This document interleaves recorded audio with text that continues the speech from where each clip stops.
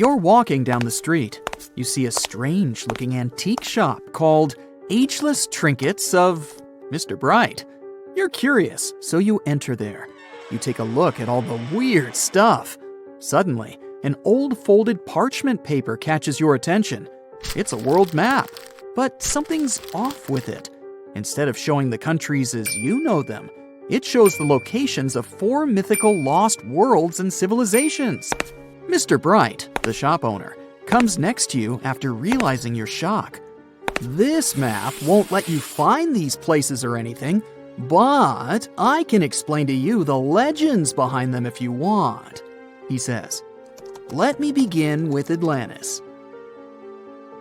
You might know it as Aquaman's underwater kingdom, but Atlantis, the fictional island, was actually first introduced in 2 of Plato's works.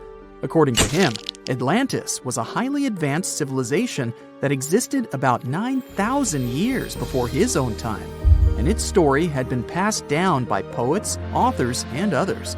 He wrote about Atlantis and its citizens to give a moral lesson and to teach about the dangers of arrogance, as well as the eventual downfall of those who are after too much power. In his dialogues, Plato stated that Atlantis was a great and powerful empire that was respected in all parts of the world. It was founded by beings who were half deities and half human, and became a great naval power after a while. Being an island filled with gold, silver, and other precious metals certainly helped their case. But besides that, it was also known for its breathtaking architecture and state-of-the-art technology, as well as its countless rare and exotic wild animals. Atlanteans were proud of their great achievements and the perfection of their civilization, but their excessive pride was going to bring their downfall. They believed they were so superior that they could gain control over any nation. This led them to launch a series of invasions. They conquered many of the Mediterranean lands, but when it was time to enter Athens, Athenians pushed back with an extraordinary force, so the Atlanteans were finally defeated.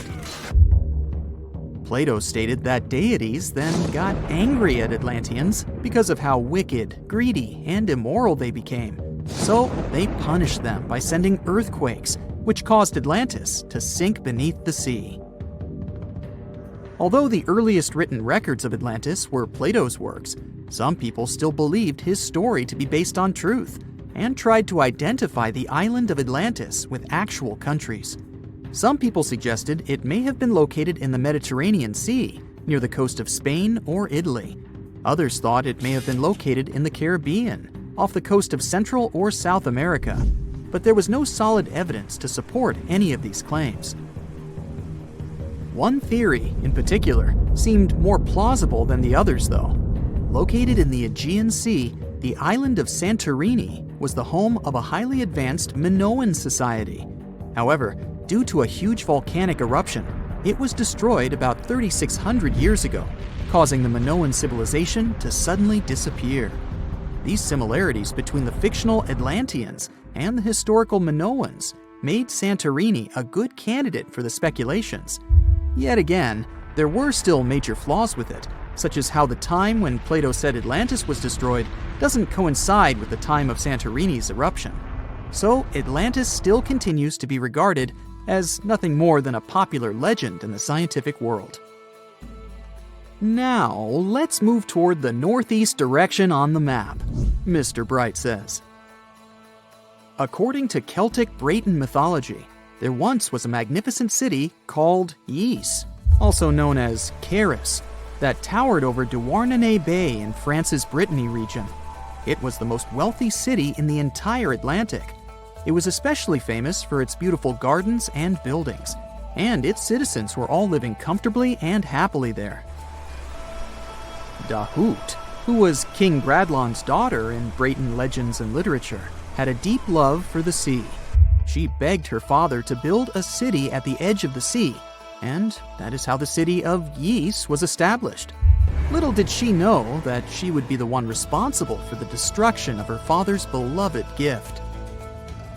You see, since the city was surrounded by the sea, it needed to be protected by a dike equipped with floodgates, and these gates could only be opened at low tide. and the only one who had the keys to these gates was the king himself. One day, a handsome red knight arrived at the city, but couldn't pass the gates. Dahut was so taken by him that she wanted to let him in. She knew that her father was the keeper of the only key to the city, so she sneaked into his room and stole it from him. Then she gave it to the Red Knight so that he could enter the city and they could be together. However, the Red Knight turned out to be the Prince of Darkness, and he intentionally left the gate open to the raging sea. The waves soon swallowed all of Ys. King Gradlon was able to escape on his magical horse, but Dahut couldn't. She turned into an evil mermaid who lured sailors into the sea. Today, if you go to Quimper, a city in Brittany, northwest France, you can find the statue of King Gradlon riding on his horse. Although the city of Ys is a legend, Brittany coast locals believe that on the days when the waters are calm, you can still hear the tolls of the city bells deep under the sea, if you listen carefully. Mr. Bright then points at the Indian Ocean on the map and says, "Now, have you heard about Lemuria?" Back in the mid-1800s, a few scientists suggested that there was once a continent that existed in the Indian Ocean, somewhere close to the south of modern-day Sri Lanka. The first one to popularize this theory was the British lawyer and zoologist Philip Lutley Sclater. In his paper, The Mammals of Madagascar, he stated that he found lemur fossils in India, and not in Africa. However, this discovery was extremely shocking to him because of the fact that lemurs' original homeland, Madagascar, is much closer to Africa. He proposed that this was possible only if some larger continent connected the two once. He stated that this continent must have eventually sunk to the ocean floor. He then named it Lemuria, and hence the theory was born. People who came after Sclater took his theory a step further and thought that Lemuria was also the home of an extinct race of humans called Lemurians, who had 4 arms and enormous bodies, and were also the ancestors of modern-day humans, as well as lemurs. Of course, as new scientific discoveries were made on plate tectonics, evolution, and the study of DNA, the theories regarding the fictional continent called Lemuria were debunked. The last fictional land on the map is Agartha, Mr. Bright says. Taking its roots from Eastern mysticism, one legend says there's a kingdom called Agartha that is located deep beneath the surface of the earth. It's where all 4 corners of the world are connected by paths and tunnels.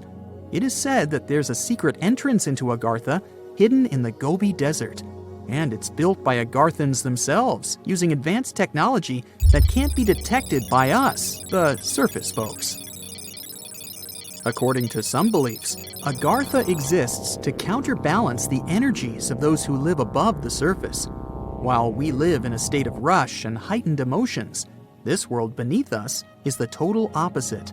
Some even say that those who escaped Atlantis fled here to continue their lives inside the Earth's core. And yet, others think it's actually a land that's crawling with all kinds of monsters. But there's no need to be scared, since modern science proved Earth's core is not actually hollow and is a solid hot iron ball. So you can cancel your journey plans to the center of the Earth if you've made any. Thanks, Mr. Bright. Hey there, curious history buffs. Have you heard the legend of the ancient race of giants of Nevada? Yes, I'm talking about actual giants that allegedly lived thousands of years ago. Now I know what you're thinking. Giants, really? Well, archaeological finds add fuel to this debate too. And here's where it gets interesting. Lovelock Cave was indeed used as a burial site, and some of the remains found there are much larger than average human bones. The cave is by the Humboldt Sink in western Nevada. It was once part of an enormous lake, which eventually dried up, leaving a number of smaller ones, including the Humboldt Sink. The cave became the home of the Site-Ka tribe. According to the legend, these red-haired giants were so big that they had to be buried in the cave itself. Indeed, later on, archaeologists discovered 8 to 10 foot tall skeletons. This legend started to unfold when a mining engineer named John T. Reed talked to the locals in 1886. Once Reed saw the cave, he knew he was onto something. The news spread soon, but the cave was attracting another type of attention too. The deposits of a fertilizer known as guano were discovered inside the cave.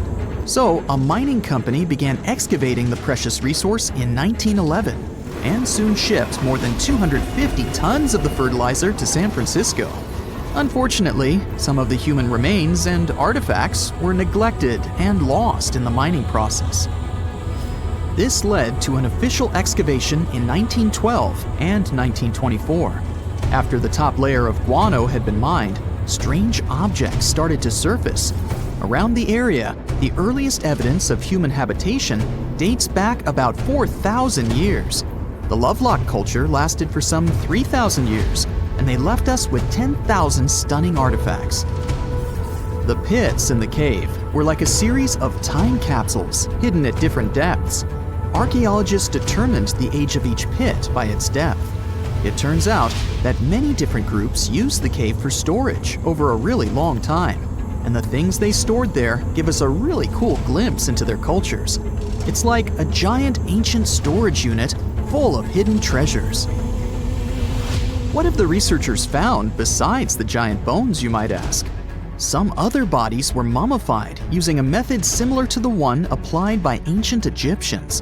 These remains also had something in common with the bodies discovered as far south as Lake Titicaca.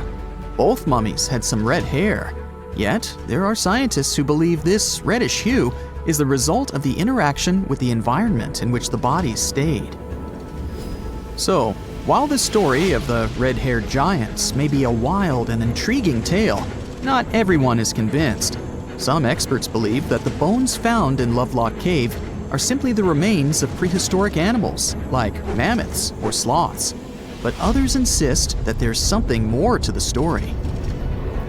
Other relics, such as finely crafted baskets and exquisite duck decoys made from tule fibers, were also found there. In any case, this cave is worth the attention it gets. By the way, you can still visit this cave today and see the pits of different depths with your own eyes. But let me tell you one thing. It's in a hot, dry, and isolated place. Archaeologists have made another discovery that seems to be straight out of a legend.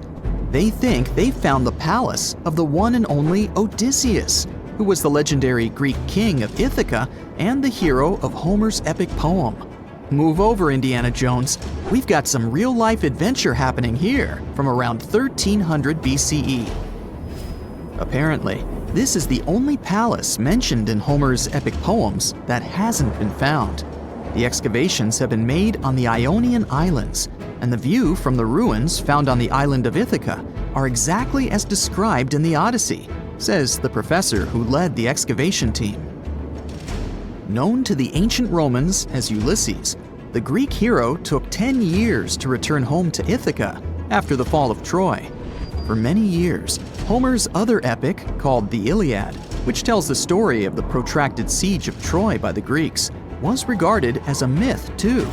But then, in the 1870s, Troy was rediscovered in modern-day Turkey's Çanakkale city. So, if they found Troy, who's to say they couldn't find Odysseus's home? The researchers were following Homer's words as a roadmap. The excavation site has a building complex with 2 levels. It has important finds, such as storerooms and workshops, a complicated drainage system, and fragments of pottery. It also has a well from the 8th century BCE, which is around the time when Odysseus is believed to have been the king. Yet, not everyone is convinced that the team has actually discovered the home of Odysseus. A British researcher named Robert Biddlestone insists that Homer's description of ancient Ithaca isn't very similar to the island that now has its name, and that Odysseus's kingdom was actually on the Isle of Cephalonia. However, Italian archaeologist Adriano La Regina might have a more realistic approach to this debate. He says that whether this find has a connection to Ulysses or not, what's more important is the discovery of this royal palace. Once upon a time, in a land far away, the Klamath Indians spread a legend about the creation of Crater Lake. Okay, maybe this land is not that far away, and it still exists. You can find it in south-central Oregon, in the western United States. Anyway, the legend has it that this lake was formed in a vicious battle between two volcanoes, Mount Mazama and Mount Shasta. Then the spirits of Earth and the Sky, which are Lao, who ruled the below world, and Skell, the chief of the above world, joined the fight. It turned into a geological drama. During the battle, darkness veiled the land. The fight was over when Mount Mazama collapsed and sent Lao back into the underworld.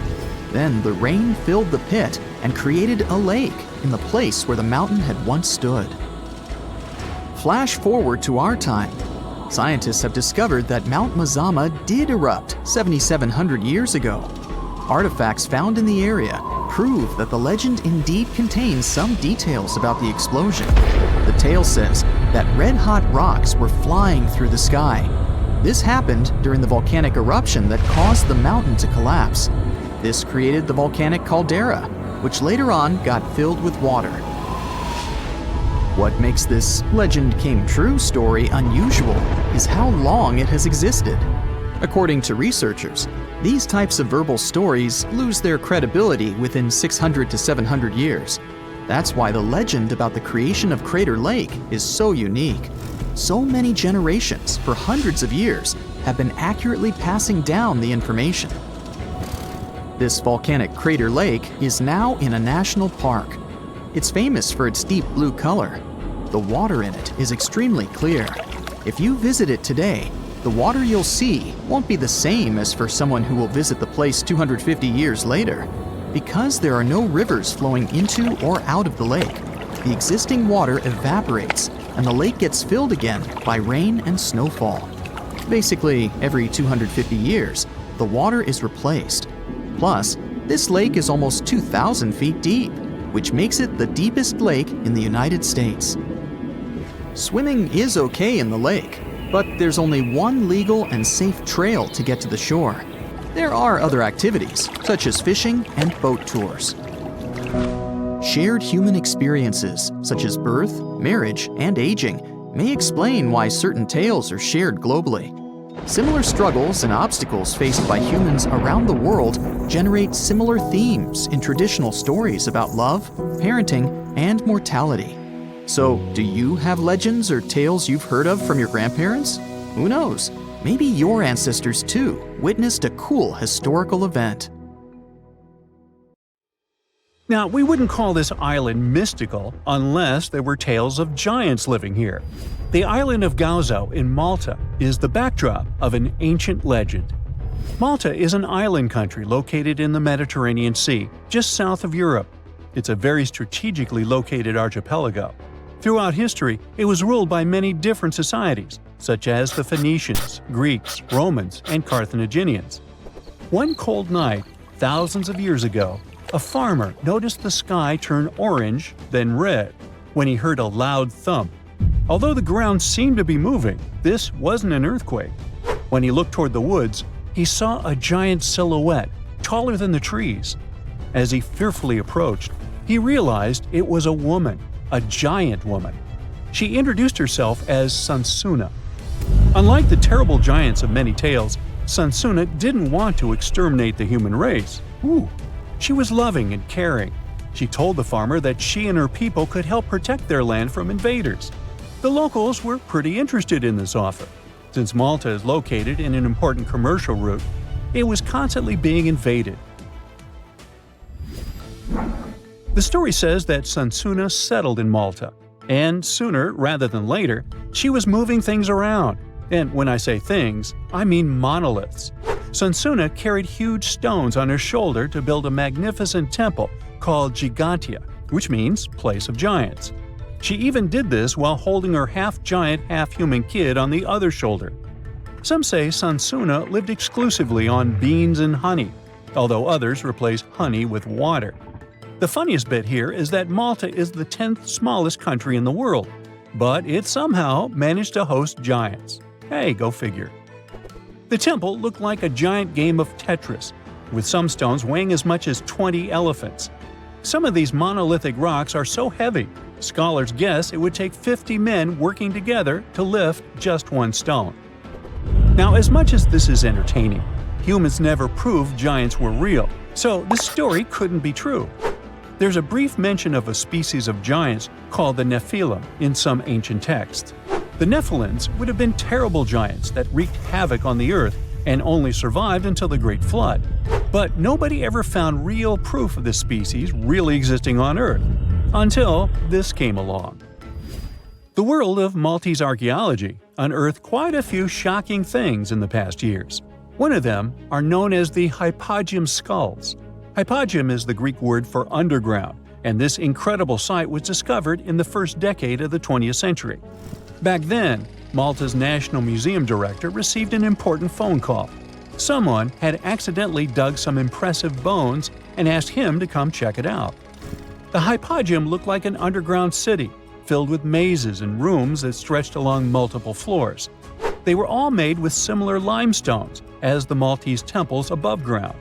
The hypogeum was filled with important relics and artifacts. Scientists quickly understood that the hypogeum was built as a type of final resting place for locals. So, along with skulls, they found a lot of bones and skeletons. One of these artifacts were skulls, but these weren't regular human skulls. Rather, they were of the elongated type. To make matters worse, these skulls were hidden from the public for years. People started to talk and created a bunch of theories behind it. The truth is that this discovery was a turning point for Maltese archaeology, although scientists didn't know what to do with it. Some wondered if these skulls were natural or manipulated, since they knew some cultures in the world used head binds to alter their skulls. Other scientists threw in the hypothesis of little gray people or even the legendary giants. Some say that the elongated skulls could have been sculptures that worshipped otherworldly deities. There was no way to confirm any of these theories, so the question remained: who were the builders of Malta's megalithic temples? Now let's take a look at what scientists know. The Maltese megalithic temples have been standing strong since 3500 BCE, which is even older than the pyramids of Egypt. The main dilemma here is that these temples were built even before we invented writing, yet they required advanced technological skills to exist. The Gigantea Temple seems too absurd to have been built by humans. The South Temple has a corridor with 4 oval rooms on the sides, looking like a big shamrock leaf. In one of these rooms, scientists found altars decorated with spiral patterns. It looked like an altar of some sort, indicating early Maltese people used them for ritualistic purposes. The North Temple is similar but smaller, with a very low entrance that makes people crouch down to get inside. You get it? You need to bow down to their deities in order to get into this sacred place.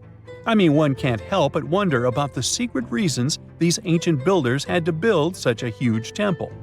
I'm thinking they probably cast one of Daenerys' dragons to move the monoliths around. Yeah, I'm joking here. But hey, remember the entrance to King's Landing? Yup, the series used the Medina Gates in Malta as the exterior of King's Landing during Episode 3 of Season 1. Anyways, back to the giants.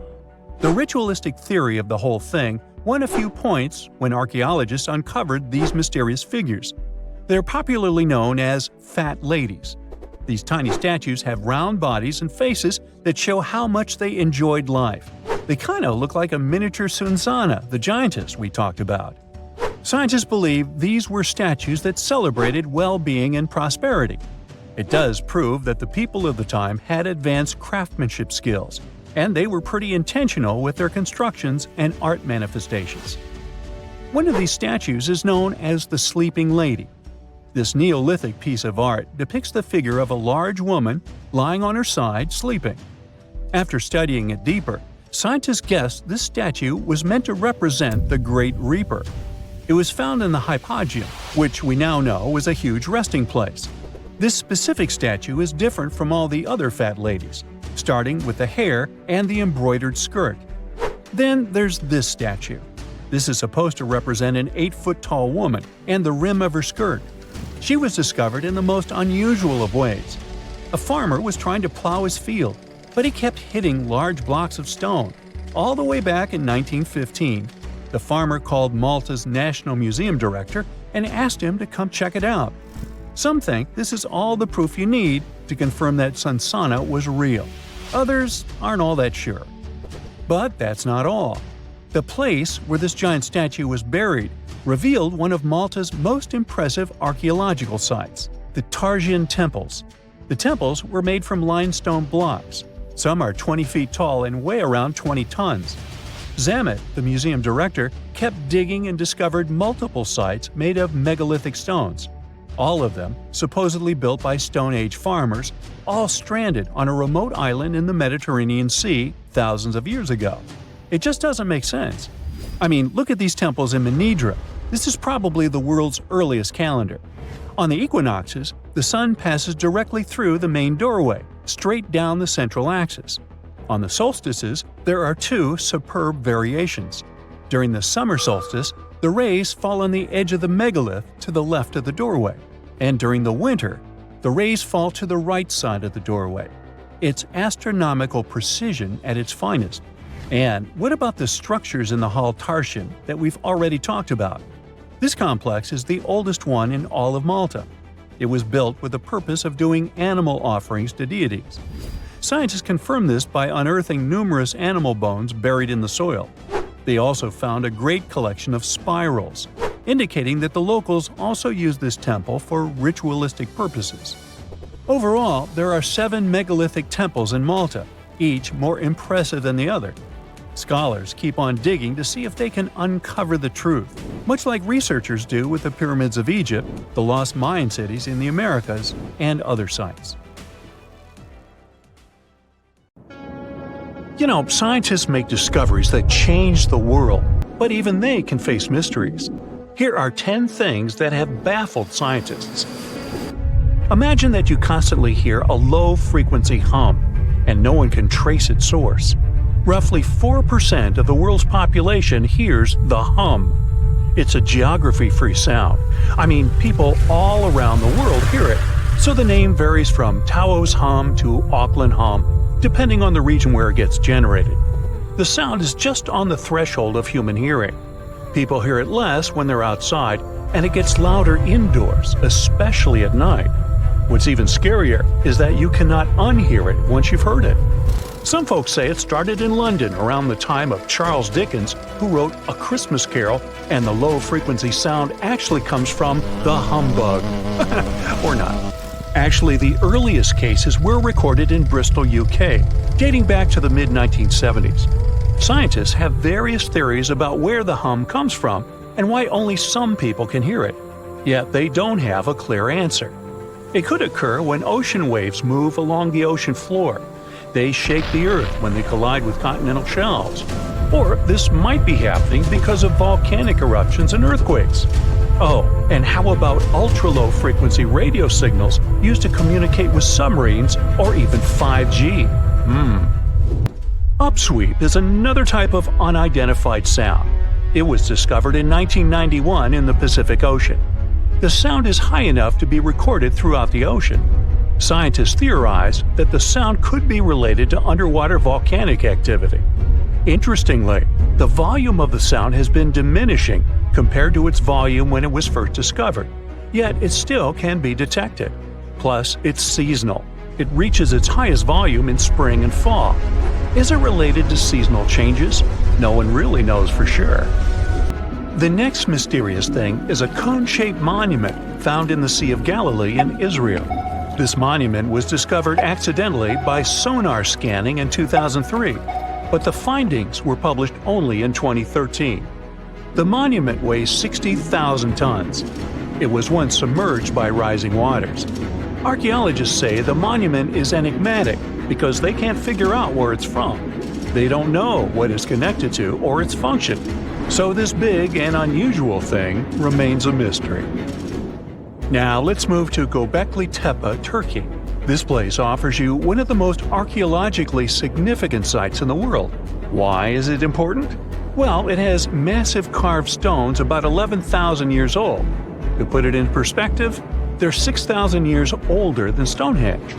Ancient people placed these stones before they began farming or crafting metal tools or pottery. So the existence of this place goes against the chronology of civilization we're familiar with, where people farmed first and built second. Apparently, it wasn't like that. In any case, a good question is, what was the purpose of this site? Was it built to worship some spirits? Yep, archaeologists believe it might be the world's oldest temple. Okay, say this with me. Paleodictyon notusum. Yeah, I know it sounds like a chemical formula. This is a living fossil found deep down on the ocean floor. A creature makes these hexagonal burrows, that for sure. Yet scientists can't identify the artists. Now, what do I mean by living fossil? Well, Paleodictyon notusum is a creature believed to produce a burrow nearly identical to Paleodictyon fossils. Is it a worm-like animal that made them? Scientists don't know. One thing is clear, this isn't some random stuff created by geological forces. Now, speaking of fossils, take a look at this giant one. Its informal name is Godzilius. It was discovered in 2011 by an amateur paleontologist. This is a scientist who studies the history of life on Earth by analyzing fossil records. Anyway, back to Godzilius. It's almost 7 feet in length and 9 feet tall if you were to measure it upright. This fossil is 450 million years old, coming from the time when Cincinnati was underwater. It might be a fossilized algae mat, but some scientists have different opinions. This is a massive tunnel found in South America. The tunnel is at least 8,000 to 10,000 years old. At first, researchers discovered a couple of colossal burrows. They were enormous and neatly constructed. Geologists were amazed, saying they had never seen such structures before. There's no known geologic process to explain their formation. I mean, researchers have known about the burrows since the 1930s, but back then they believed that these tunnels were just some sort of archaeological construction, until they discovered huge claw marks on the walls and ceiling.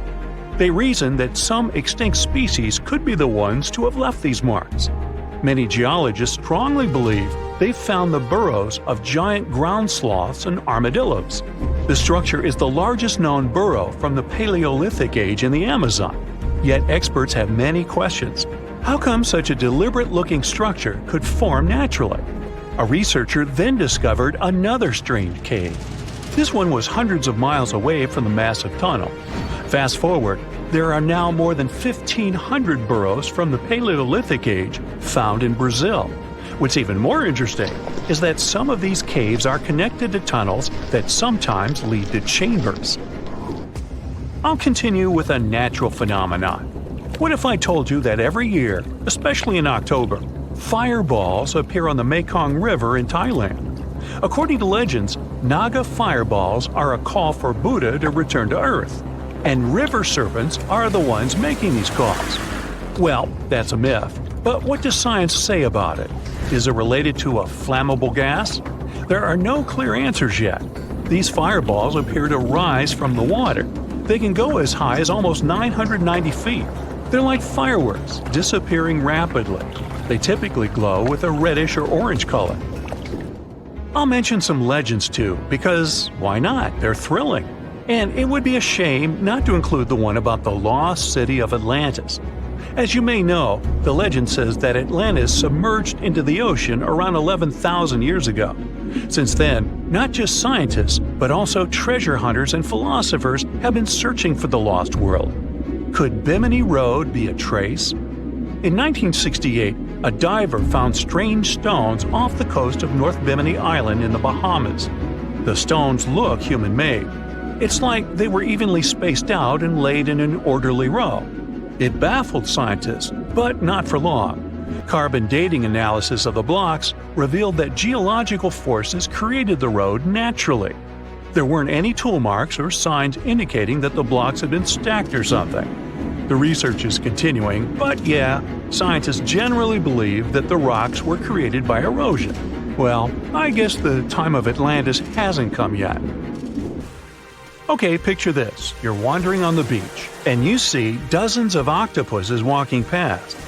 In 2017, a group of people from Wales witnessed exactly this. Why did these creatures come out of the ocean? No one knows the answer. The group reported that they had seen 20 to 30 octopi crawling on the sand.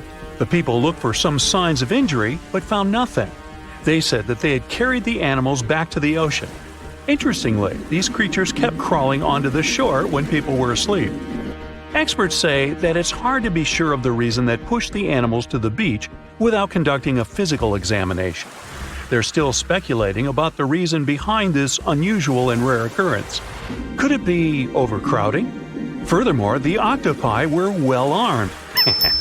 A separate study points out that the more fishers hunt large animals that feed on octopuses, the more the octopus population grows. Maybe that's why these creatures have to go farther to find food or shelter. But without proper research, these are only theories. There's a lot we don't know about space, too. So here's a bonus fact about the yellowish source of life in the solar system. Scientists have discovered a new type of wave inside the sun. These waves move in the opposite direction to the sun's rotation. Plus, they move super fast. So fast that it's beyond our understanding. Researchers have different theories about the function of the waves. If they figure out their role, this could give them additional insight into the processes happening inside the sun. And yes, the octopi were well armed. Have you heard of Gobekli Tepe? It's an ancient site in Turkey that literally made historians rewrite history books. Over 11,000 years ago, a group of prehistoric humans crafted an enigmatic masterpiece that's even older than Stonehenge.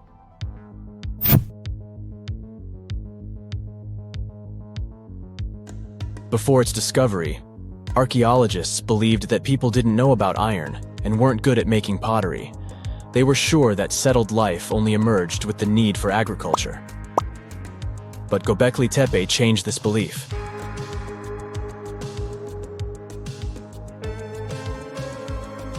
The place has revealed that it was the temple that paved the way for a settled life, not agriculture. Until this discovery, researchers believed that farming was the catalyst for sedentary living. Meet Professor Schmidt, the guy whose findings changed this theory. He managed to prove that hunter-gatherer communities laid the very foundations of this way of life.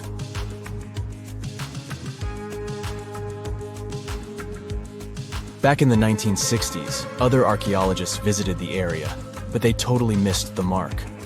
While surveying the region, they stumbled upon a hill with scattered limestone slabs and concluded it was just an old burial ground from medieval times. Little did they know that there was so much more to uncover.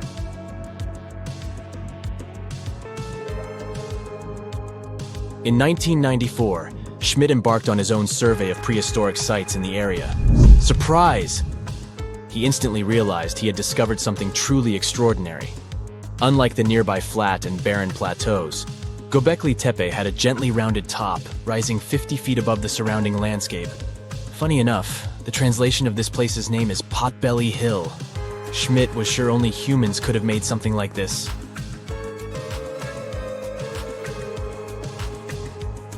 Those broken limestone pieces that were mistaken for gravestones turned out to be way more exciting. It was like stumbling upon a hidden treasure. The pieces took on a whole new meaning, and Schmidt with his team was about to dive into the secrets waiting beneath the surface. To their surprise, they found no traces of a settlement. No hearths for cooking, no houses, and none of those adorable clay figurines commonly found in nearby sites of similar age. However, they uncovered that those ancient people used tools like stone hammers. So, Schmidt and his team put their heads together and took a wild guess at the age of Gobekli Tepe's stone structures. Their estimation got backed up by some limited carbon dating done right at the site. The ancient vibes of this place were finally starting to make sense. It was like a puzzle slowly coming together.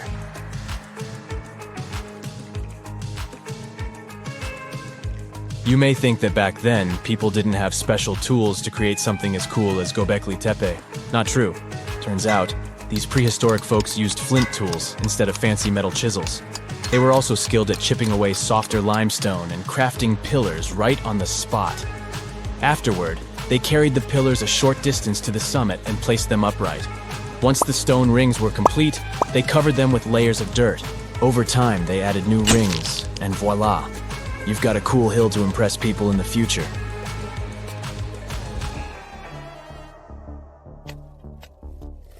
During their first year of excavation, the team went through 15,000 pieces of animal bones from wild creatures. These people didn't have pet animals or grow their own food. They hunted wild animals for their meals. But things were about to change, because the place had everything they needed to start farming. Scientists say they had wild sheep and wild grains that could be domesticated. And guess what? Just 20 miles away, geneticists found evidence of the world's oldest domesticated strains of wheat at a prehistoric village.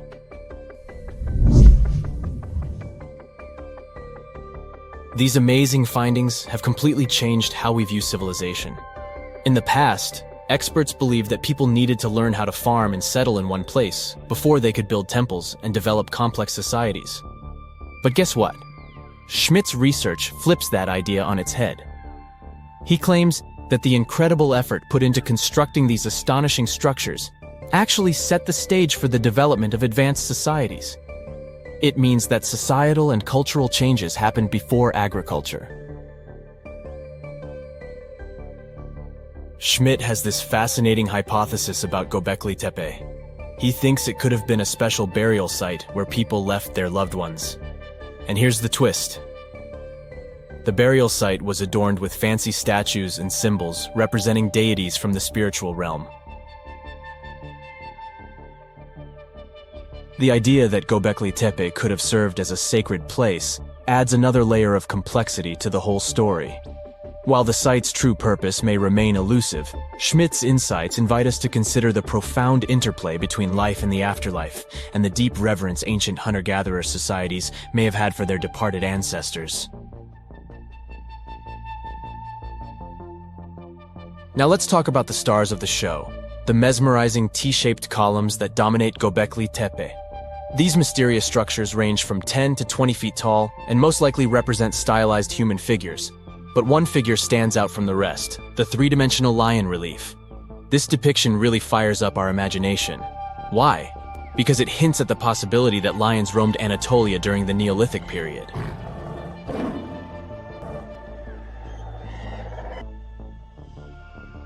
These standing stones are arranged in circles and placed in rectangular pits. Each circle has a similar setup. Two big T-shaped pillars in the center, surrounded by slightly smaller ones facing inward. Talk about a stylish arrangement. These towering pillars reach a whopping 16 feet and weigh between 7 and 10 tons. Some pillars are plain and simple, while others are like works of art with intricate carvings. Foxes, scorpions, and vultures come to life, crawling and twisting on the pillars' sides. But it's not just animals depicted on these stones. Some pillars have abstract shapes representing humans, and even small carvings of clothing items. Some of them even have belts. Now, there's one pillar that stands out from the rest like a rock star. This super old stone pillar suggests that a comet crashed into Earth. It happened during a chilly period that lasted about 1,000 years. Previous studies examining Greenland ice cores hinted at this comet theory, but now the carvings at Gobekli Tepe prove it right.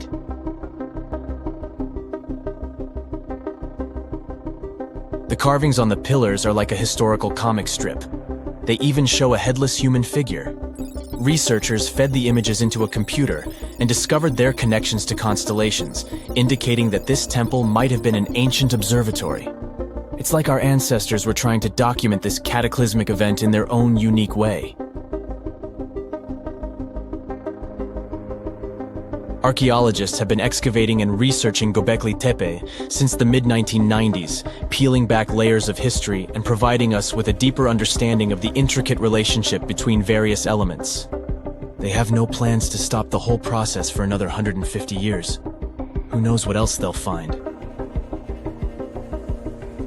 You see, Gobekli Tepe has been labeled purely as a ritual site with no signs of domestic activities. We were led to believe that the absence of water meant it couldn't support semi-sedentary communities. but scientists believe it's time to shake things up and approach Gobekli Tepe with fresh eyes.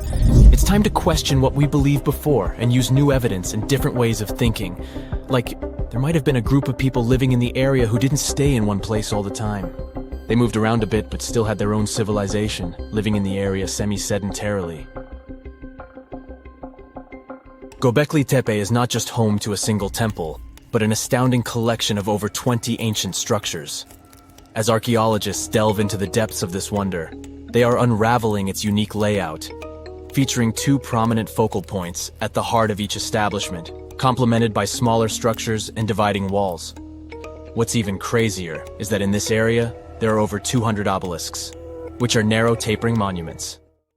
The unanswered mysteries surrounding ancient civilizations have been a source of inspiration for many conspiracy theorists. In fact, some of these mysteries are so interesting that many of us either already believe them or would like to. One thing is for sure though, none of those thousands of conspiracy theories have ever been, what's the word? Oh yeah, classified. Or have they? We're all aware that the CIA has done some questionable things throughout history for the sake of national security, but you wouldn't expect a book to be both a national and international threat. The CIA recently declassified parts of a book that talks about lost ancient civilizations and the catastrophic events that made them vanish thousands of years ago. This mysterious book was written in 1963 by a guy named Chan Thomas, and it was going to be published by Emerson House in 1965 until the CIA got involved. For some mysterious reason, they classified the book, and it was never released to the public until recently. But here's where it gets interesting. The book was declassified in 2013 due to the Freedom of Information Act, but it wasn't released to the public until 2016. And what was released truly raises a few questions. The original version of this document was 284 pages long, but the PDF essay that was released was heavily censored, with just 57 pages, which makes it 1/5 of the whole document. The pages were edited before they were released to the public in such a way that you wouldn't even notice that the other pages were missing. Now, no one really knows why this book was classified in the first place, but it has some interesting content from what I've gathered. The author of the book had quite the imagination and a huge love for ancient civilizations. And even though what he had to say is very thought-provoking, some of it is just bizarre. He believes that our planet is locked into a never-ending cycle of pole shifts and Earth crust displacements that are responsible for the mass extinctions of many civilizations which existed more than 6,000 years ago, even before the Sumerians. He believed that these events caused more damage to the Earth than meteors, and he bases this theory on a few artifacts that exist around the world, but weren't really noticed until recently. But I'll get into that in a bit. Those mass extinctions that the book talks about include the end of the Ice Age, when huge 2-mile-thick ice sheets disappeared from northern Europe, Northern America, and Canada, and caused 100 species to go extinct. And here's how the author illustrates his hypothesis. He believes that there was a geomagnetic pole shift which caused catastrophic changes to both the atmosphere and the Earth's crust, resulting in the extinction of many civilizations over time. Now, even though the geomagnetic pole shift is a real thing, it doesn't just happen overnight. It happens really slowly, only about every few 100,000 years, according to scientists. But it's a bit more complicated than it sounds. It is a well-known fact that the North Pole is somewhere above Alaska, and the South Pole is close to the middle of Antarctica. Now, these are the geographic poles, and they'll always be north and south. However, the Earth's magnetic poles flipped a few 100,000 years ago. So, if you had a compass, let's say 700,000 years ago, it would instead point south and show you the Antarctic. But the author of the book has a different theory. He believed that the flip of the north and south magnetic poles doesn't happen every few 100,000 years, but every 12,000 years, and that this flip occurs in just a few hours, causing a catastrophic apocalypse. He thinks this happens as a result of an explosion inside the Earth's core. This explosion causes the magnetic poles to flip, but it also causes the Earth's crust to move. According to the book, due to these catastrophic events, a lot of the Earth's continents that were submerged underwater rose above sea level in just a few hours. Now, here's where it gets interesting.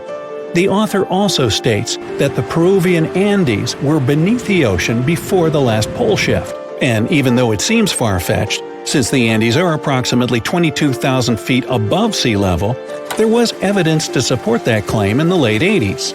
Scientists found whale bones and fossils that are said to be millions of years old on top of the Andes and the Himalayan mountains. It's also suggested in the book that the deep freeze the Earth went through during the Younger Dryas event caused the Gulf Stream to be disrupted, and he points to some interesting evidence to support that theory. Frozen mammoths were found trapped in blocks of ice with food still in their mouths. Now, this is a true mystery, because freezing cold weather is in their nature, and they were among the few animals that could truly survive in the Ice Age. So, what could have caused them to freeze so quickly? Kinda makes you go, doesn't it? The document describes the Great Pyramid of Giza as a true enigma as well. The Pyramid of Giza is made out of 2.5 million stone blocks that are placed on top of each other with great precision. It's close to 750 feet wide and more than 450 feet high. To this day, we're still not able to explain how it was constructed, and it's quite difficult to understand the internal design as well. On the inside, the pyramid has no similarities to the other pyramids, and, despite popular belief, there were no mummies found in any of them. If you think that's a bit weird, wait for the next one. There are absolutely no hieroglyphs found in any of the pyramids, and that goes both ways. What do I mean? There are also no pyramids, or anything that resembles a pyramid, in any hieroglyphs either. Mr. Thomas believes that the pyramids were created hundreds of thousands of years before the Egyptians, by a civilization that went extinct. Speaking of civilizations, in his book he even mentions the Greeks. He claims that in Greece, there was another ancient race of people that went extinct as well. He claims they were extremely tall with blue eyes and blonde hair, and had access to advanced technology that the Greeks couldn't have known about in their prime. Now, before we drift too far away from the stone blocks, let's talk about another mystery, the temple in Baalbek, Lebanon, and its ginormous foundation blocks. Those stones, which make up the Heliopolis, were also used for the temple in Rome. The foundations of the temples are made of 900-ton trilithon stones, and according to the author, this is proof that there must have been a lost ancient civilization with advanced technology. Now, most archaeologists claim that those stones were made by the Romans. However, there's no evidence to support that. The Romans didn't have the technological equipment to make the stones or lift them. So, you might think, what if they just made them in that place right then and there? Well, those stones were also lifted 30 feet high and were placed next to each other with mathematical precision. And let's not forget about the blocks on top of the Heliopolis in Lebanon, which weigh about 800 tons each. But wait till you hear the next one. The Romans don't even credit themselves for these stones. They claim that they built up the sides, but they don't take credit for the extraordinarily large and heavy foundation stones. The author also makes an interesting point about the distance between the Roman capital and Baalbek in Lebanon. Why would the Romans build the world's largest monolithic stones in such a remote area, and so far away from their capital, and never take credit for it? Well, folks, it's a mystery to me. Now, let's move on to the most intriguing enigma, Easter Island, which is located in the middle of the Pacific Ocean, or nowhere if you will. The author questions how people found it or even settled in such a remote island that long ago. One of the signifiers of Easter Island are the Moai statues, and the mystery surrounding who they depict and why. What's an even bigger question is how they were created, moved, and positioned in the places they were found. According to this declassified document, Easter Island was part of the now lost continent named Mu, and it was sunk in the Pacific Ocean in a disastrous cataclysm that happened during one of those pole shifts. The continent of Mu, according to the book, was as big as South America, and what we now call Easter Island is just what's left of that continent. The author also believes that this is what happened with the lost city of Atlantis as well. Plato is even quoted about this, saying that the whole city of Atlantis sunk miles beneath the waves within just a day. Even though the whole story sounds very intriguing and makes some interesting points, we know that, scientifically speaking, a cataclysmic pole shift causing entire civilizations to go extinct isn't possible. We've all been afraid of the dark at some point in our lives, haven't we? I mean, do you remember getting tucked into bed by your mom or dad after they read you some scary fairy tale with monsters and dragons or even dinosaurs? But just as your parents were about to turn the lights off and silently step out of your room, you remembered. What if there was something hiding under your bed? Or worse, what if some spooky creature was stuck somewhere in the closet? You could probably get up and check, but it was too dark out there. Wouldn't it be great to have some source of light that would come from within your body? You could always use it whenever you get surrounded by darkness. Unfortunately, as humans, we aren't able to do that. But there are a bunch of creatures out there that can, in fact, light themselves up. That's thanks to a little something scientists call bioluminescence. Animals and fish living in the ocean tend to have this talent more often than others. And you can find these creatures anywhere, close to the surface or deep down at the bottom. 2.5 miles deep if you have a knack for numbers. These creatures use their light for a lot of things, like communicating with other members of their species, luring in prey, and even scaring away enemies. Bioluminescence is basically an organism's ability to emit its own light. Chemistry has a lot to do with it. Such animals use two chemicals, one called luciferin and the other called luciferase. Add a bit of oxygen and bam! Light! Should you ever wonder if you actually observe bioluminescence or if someone just dropped a glow stick in the ocean, be on the lookout for neon blue, green, or even red sparkles in the sea. They're usually spread over a large area. This can even make the water look like glitter or a starry sky. You can thank squid, tiny crustaceans, and algae for this romantic atmosphere. Now, I've got another unusual phenomenon for you. How about a golden waterfall? I'm not kidding, it actually exists, and it's a natural phenomenon. To see it, you have to drive to Yosemite National Park to the Horsetail Fall. Make sure to plan your trip in winter or early spring. That's the only time during the year when you can see this awesome phenomenon. It doesn't need any scientific explanation. It's nothing more than sunlight at dusk hitting the waterfall in such a unique way that it makes it look like a river of lava. Or gold, your choice. That's the reason why during this time of year, the Horsetail Fall is also named the Firefall. Unfortunately, this phenomenon is becoming less and less visible within the years, mostly because of drought and other issues connecting with the melting of snow. So, should you ever decide to visit, keep an eye on the waterfall, since the effect is very brief. Ever heard of a dirty thunderstorm? It's also called volcanic lightning. Apparently, specialists looking into the phenomenon have yet to fully grasp what it is. When a regular thunderstorm happens, particles with positive and negative charges collide, hence the giant spark we call lightning. It also makes a lot of noise, which you can recognize as thunder.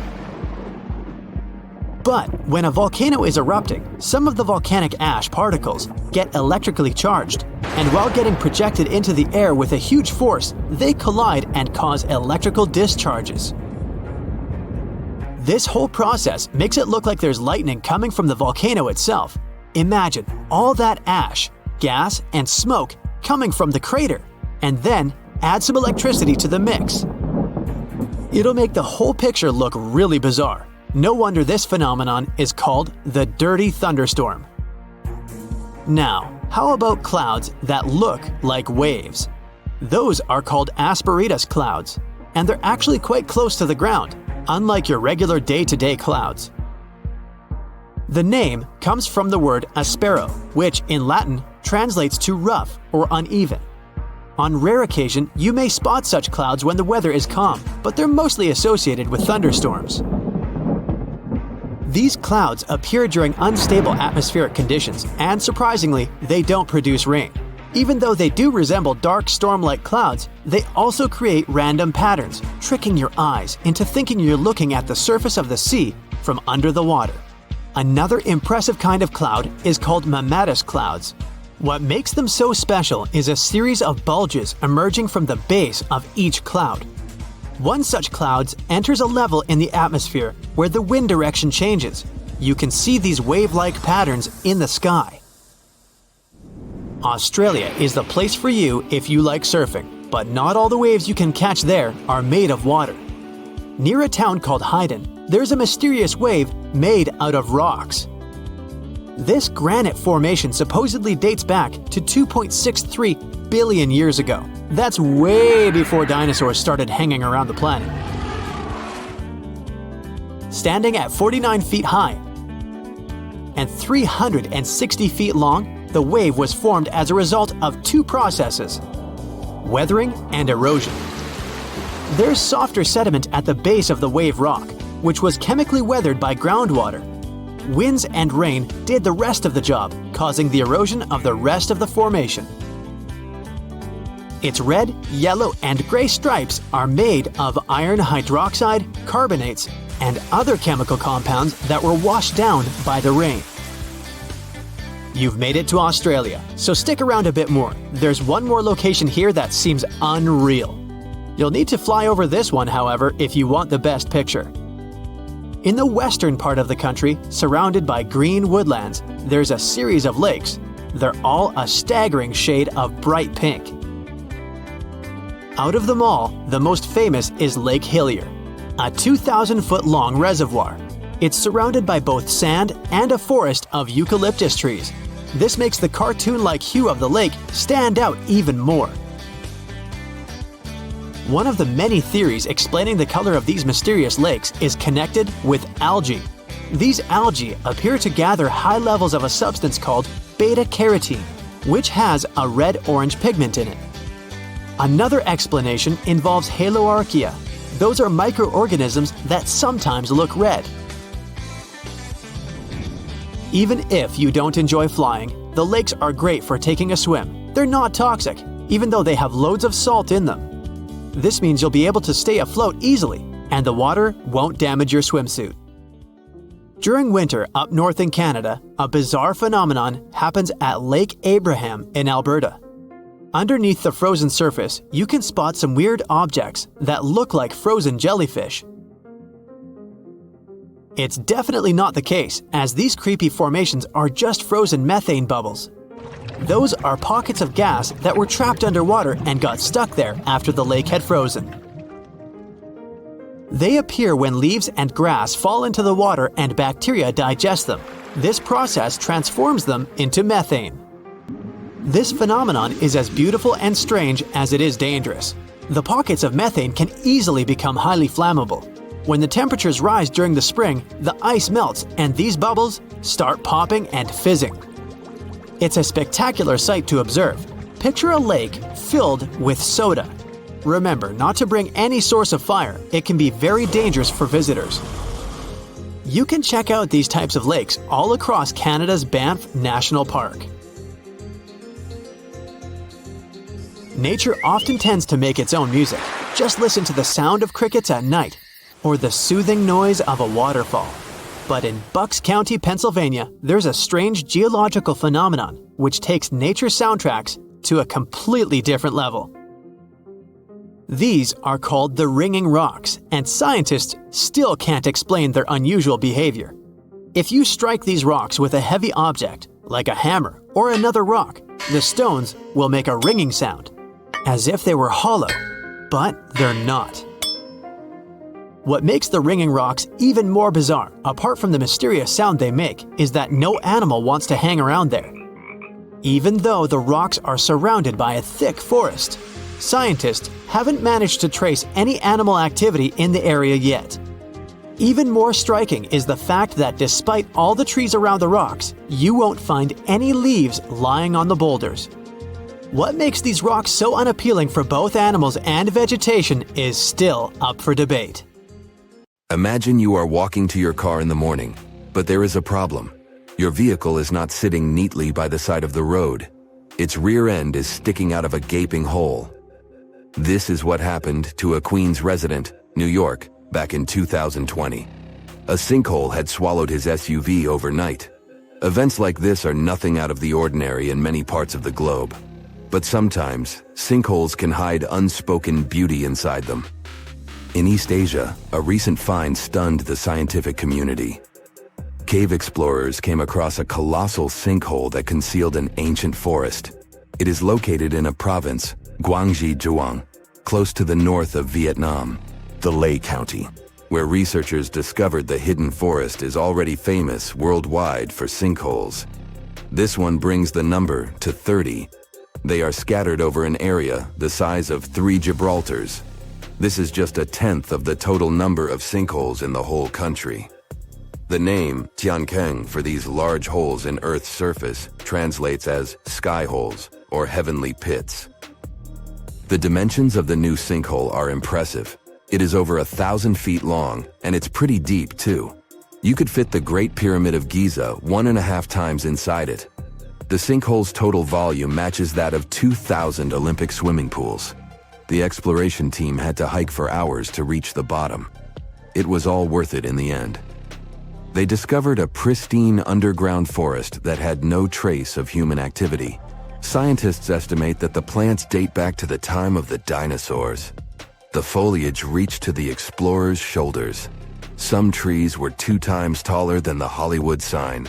This discovery was amazing, but not entirely unexpected. Geologists were familiar with this type of landscape. In this part of East Asia, karst topography is pretty common. The word is Slavic in origin. Since the late 19th century, geologists have been using it to describe barren limestone regions. This type of landscape features fissures in the ground, caves, underground streams, and, of course, sinkholes. Karst forms in parts of the world with heavy rainfall. The water dissolves materials such as limestone or dolomite. This creates a scenery that many people describe as wild beauty. Karst terrains have a practical purpose as well. They are ideal for storing water that humans can drink. Around 700 million people around the world use these karst aquifers as their primary water source. In the United States alone, 40% of the groundwater used for drinking comes from them. Springs of Florida and the Mammoth Cave in Kentucky are just some of the most famous karst areas. Geologists classify around 1/5 of the U.S. land surface as karst. This type of terrain exists on other continents as well, in the Caribbean, Europe, Australia, and Asia. Due to local differences in climate and geology, karst doesn't appear the same everywhere. In the Spanish province of Malaga, the landscape consists of barren rock. This is what the karst regions of Italy, Slovenia, and Montenegro also look like. In East Asia, the landscape over the karst is green. This is because of the humid tropical climate. Sinkholes and cave entrances are usually hidden behind lush vegetation. The region's unique appearance got it inscribed on the UNESCO's World Heritage List in 2007. The world's second most populous country is home to 2/3 of the planet's natural occurring sinkholes, Tiankengs. They start to form when rainwater seeps into cracks in the limestone. Over time, the gaps widen as more and more material is washed away. At one point, the ground above the limestone becomes unstable. The end result is the collapse of the surface layer. This happens suddenly and without prior warning signs. Once a hole forms in the ground, water starts filling it up. Another way for a sinkhole to form is the existence of an underground cave. Its roof can collapse. The shape of such sinkholes resembles a funnel. It is wider at the opening on the top and narrower near the bottom of the pool. The most famous of these sinkholes are cenotes. They occur naturally on the Yucatan Peninsula in Mexico. The region is home to more than 2,000 cenotes. They are all former caves whose roofs had collapsed at some point in time, and they are filled with fresh water. The local people have been using them as water sources for thousands of years. The ancient Mayas gave them mystical symbolism. For them, the cenotes were passageways to the other world. In reality, they are just a feature of karst terrain. Sinkholes that form in regions with abundant rainfall and limestone beneath the surface soil.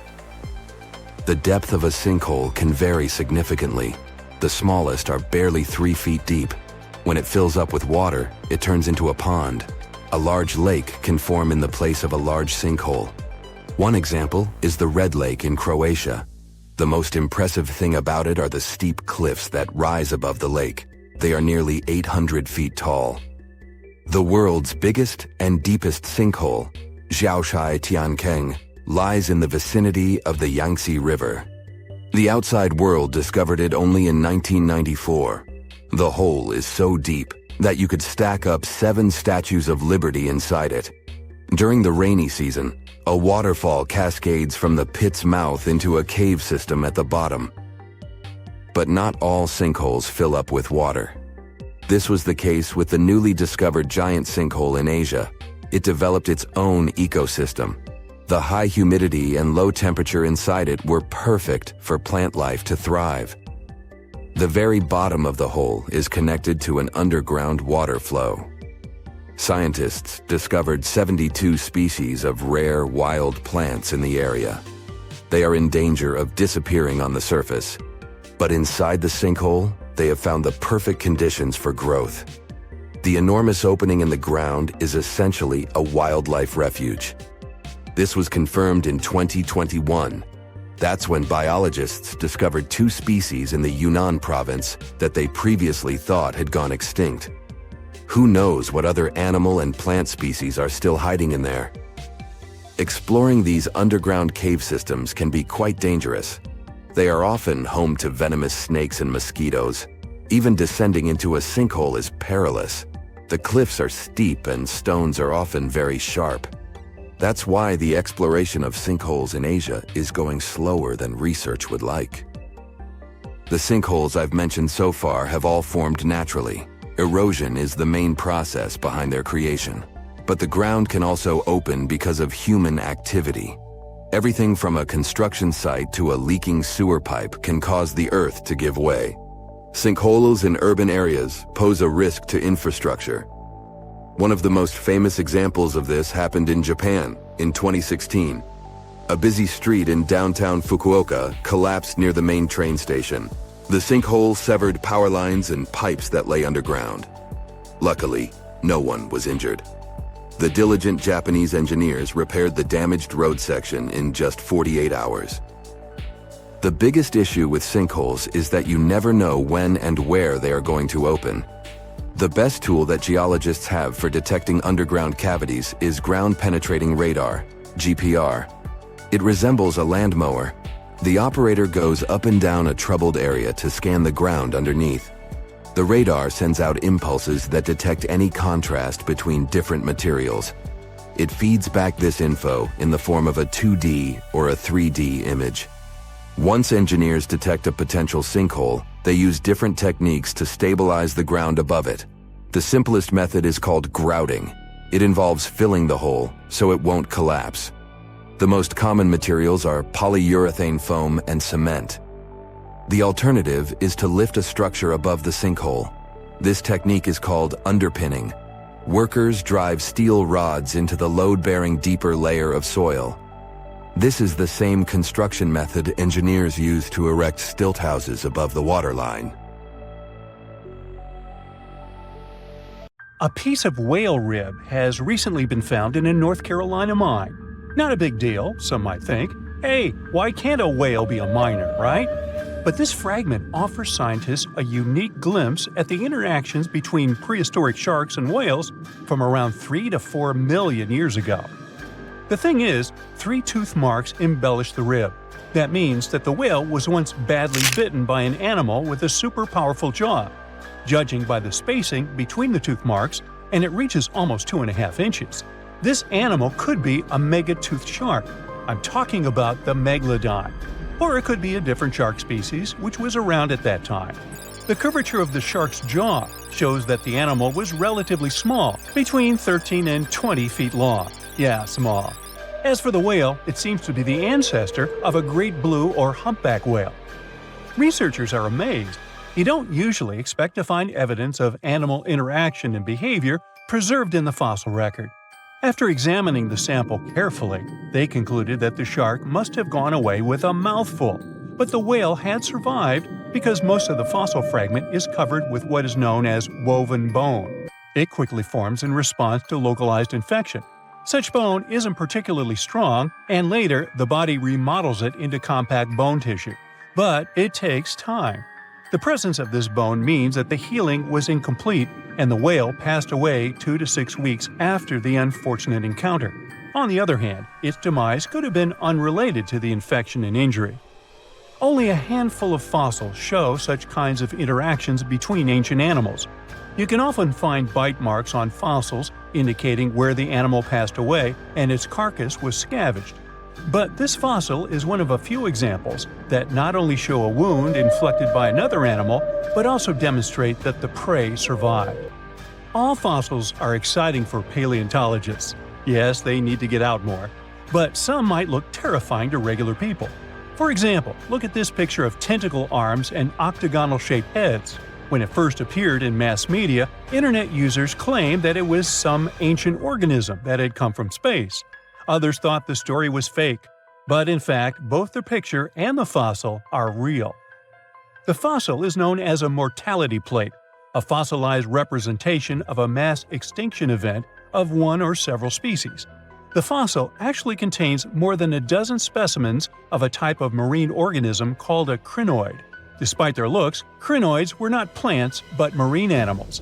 This particular species lived deep underwater on the seafloor.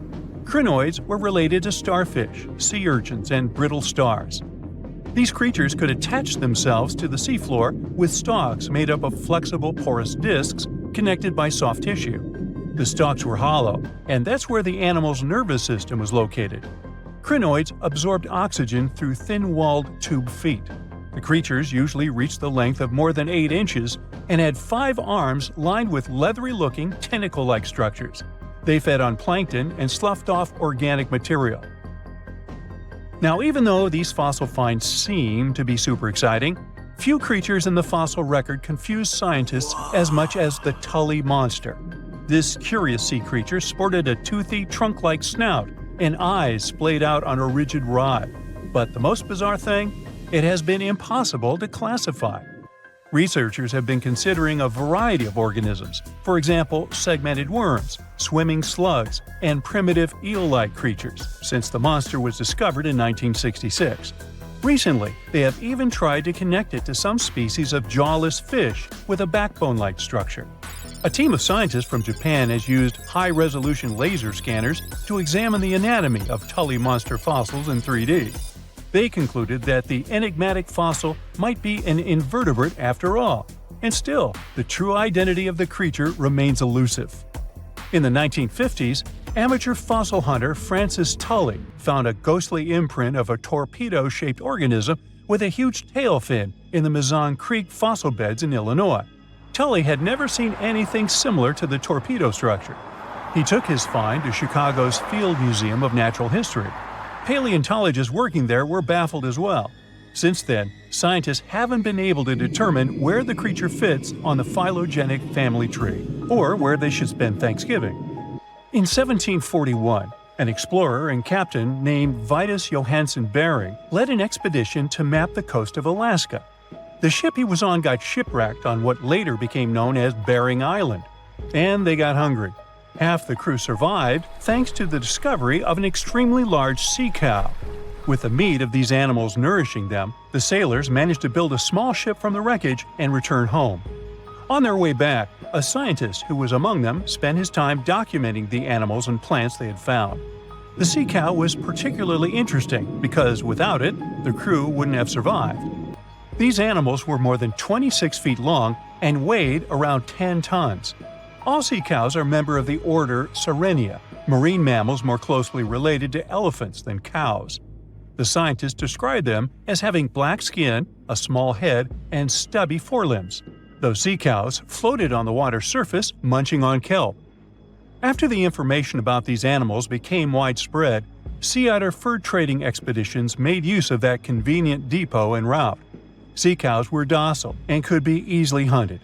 Long story short, within 27 years after the scientists mentioned those animals, they were driven to extinction. But it's not the saddest part. The fossil record reveals a much deeper and darker history. Fossils of sea cows have been discovered all over the world, from Japan to Mexico. It means that the animal once thrived in the vast kelp beds around the entire North Pacific Rim. That small population discovered by the expedition was probably the last remains of a once much larger and way healthier population. More likely, Aboriginal hunting had already reduced the numbers of these animals to near extinction levels, and the final blow came from Western hunters. The living close relatives of those ancient sea cows are rarely hunted today. Still, they're under threat of extinction themselves. To some, this amazing fossil might look a bit disturbing. Slaves' lentils are fossils that belong to animals called Nummulites. They lived and thrived in a warm, shallow sea covering part of Egypt around 40 million years ago. The name Nummulites hints at the fact that larger specimens resemble coins, and in Egyptian folklore, they're even referred to as angel's money. These creatures have a simple, single-celled structure, which contrasts with their super intricate skeleton. Look at this series of spiral overlapping whorls. Each whorl is divided into countless tiny chambers. Nummulites can grow to be 4 inches in diameter, and still, they are the fossils of single-celled animals related to amoeba. How and why did they grow to be so large? The reason could be their symbiotic relationships with other smaller organisms. In the case of modern species, such symbionts are tiny golden-brown single-celled algae called diatoms. The shells of Nummulites are relatively transparent, and since they're flat, there's a large surface area for the light needed for the diatoms to photosynthesize. For some reasons, scientists are still debating about them.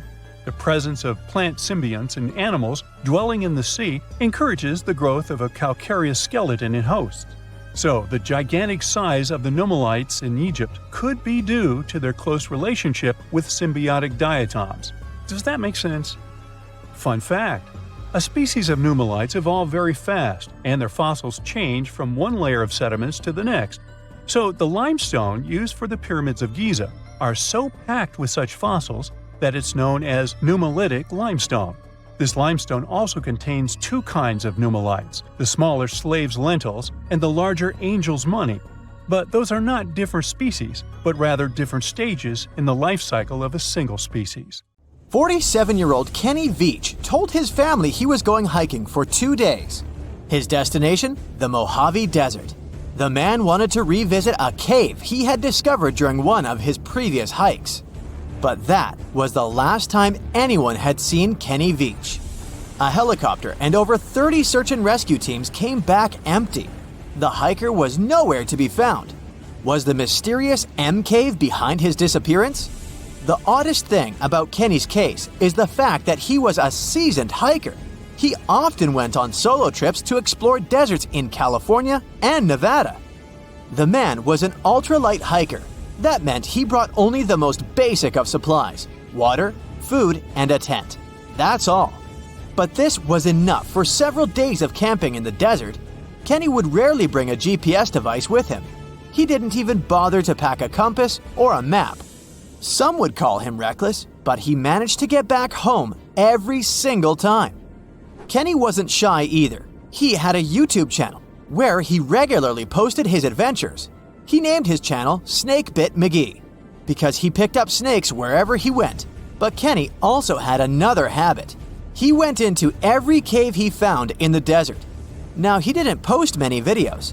Kenny mostly used YouTube to comment on other people's adventures. In a comment from June 2014, the man revealed that he had discovered a mysterious M-shaped cave. It was located in the Sheep Mountains of North Las Vegas. Kenny's description of the cave is where the weird part of the story begins. He spotted it while hiking and noticed the cave had an interesting entrance. It was shaped like a perfect letter M. Kenny went up to it, but something didn't seem right. He reported that his body started to shake as he approached the cave. The vibrations were so strong near the entrance that Kenny turned back. In his own words, he was scared for his life. It must have really been something if it frightened an experienced trekker. Kenny had an impressive track record. He had been hiking for 20 years. He explored caves other people were too afraid to even enter. Once, he was bitten by a rattlesnake and had to spend a week in the hospital. On his journeys, the man found skulls of all shapes and sizes, as well as old animal traps. Kenny slept on mountain peaks under the stars. One time, he hurt his leg on a mountaintop. He had to walk 20 miles back to his truck. It was 100 degrees Fahrenheit that day, and Kenny had 1 cup of water to keep him going. Kenny Veach was a true survivalist. But this one cave was a mystery to him. He admitted that he was totally unprepared that day. He had the tools to open a can, but not to fight the mysterious force that took over his body. But Kenny wasn't a quitter. He made plans to return to the M Cave, and this time, he was going to be ready. He did so several months later, but much better equipped. But the trip turned out to be a bust. He recorded a video, but couldn't find the cave. Was that it? Was the brave explorer finally going to quit? Not by a long shot. His followers on social media wanted him to solve the mystery. So he went out into the desert for the 3rd time. He planned a short, overnight trip, but nobody ever saw him again. After 2 days, his family alerted the authorities. They quickly launched a search for the missing man. Now we come to the weird part. In one of his videos, Kenny stood in front of an abandoned mine shaft. This is where he briefed the viewers on the mission. Rescue teams reached this point and found Kenny's phone. This was 10 days into the search, but the trail soon went cold. The rescuers feared the worst. They decided to send a camera down the shaft, but didn't find anything. For a full month, no one had any idea where Kenny was. And then, the mystery deepened. An unknown woman came forward online. She claimed to be the missing man's girlfriend. The mysterious woman told the story of how she went with Kenny on hour-long hikes. She urged hikers to use GPS not to get lost. And then, a claim that shocked social media users. The woman believed Kenny's disappearance wasn't an accident. She revealed that her alleged boyfriend had some serious issues. Apparently, he had quit his job a year prior to his disappearance. Did Kenny Veach really trek into the desert to take his own life? People weren't convinced. Kenny's daughter believed her father just had an accident. In her words, he was a survivor. Was the mysterious M Cave responsible for his disappearance? Did he find someone or something he shouldn't have found there? The questions linger, and so did the theories among the online community. Fellow hikers and YouTubers were determined to find the M Cave. This would solve Kenny Veach's mysterious disappearance once and for all. In 2021, one hiker got lucky. He claimed to have found the secretive M Cave. For safety reasons, the man couldn't reveal his exact location. The cave sits somewhere near Nevada State Route 375 East.